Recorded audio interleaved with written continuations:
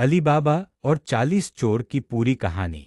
बहुत समय पहले फारस देश में अली बाबा नाम का एक गरीब लकड़हारा रहता था। वह रोज जंगल से लकड़ियां काटकर बाजार में बेचता और अपना गुजारा करता था। एक दिन वह जंगल में लकड़ी काट रहा था, तभी उसने देखा कि 40 डाकू घोड़ों पर सवार होकर एक बड़े पत्थर जैसी पहाड़ी के पास आए।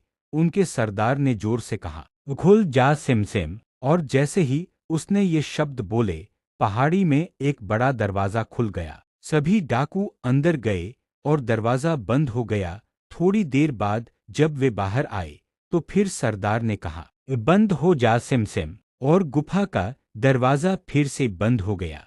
यह सब देखकर अली बाबा हैरान रह गया। जब डाकू चले गए तो उसने भी वही जादुई शब्द कहे, खुल जा सिमसिम। और दरवाजा खुल गया। अंदर जाकर उसने देखा कि गुफा सोने चांदी, हीरे जवाहरात और अनगिनत खजाने से भरी हुई है। अली बाबा ने जितना उसे जरूरत थी उतना ही सोना लिया और घर लौट आया। लेकिन अली बाबा का लालची भाई कासिम इस राज को जान गया।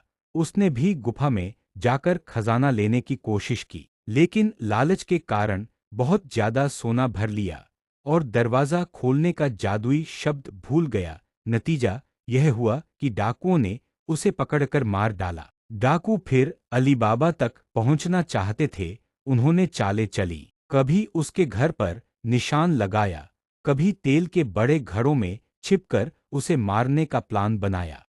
लेकिन अली बाबा के घर में काम करने वाली चालाक और बहादुर दासी मरजाना मौजियाना ने उनकी सभी चालें भांप लीं। उसने बुद्धिमानी से एक एक करके 40 डाकुओं को खत्म कर दिया और अली बाबा की जान बचाई। आखिर में अली बाबा को सारा खजाना मिल गया और वह अपनी दासी मरजाना को आजाद करके उसे अपनी बहू बना लिया। इस तरह यह कहानी हमें सिखाती है कि लालच हमेशा बर्बादी की ओर ले जाता है और समझदारी व सच्चाई से जीवन में सफलता मिलती है।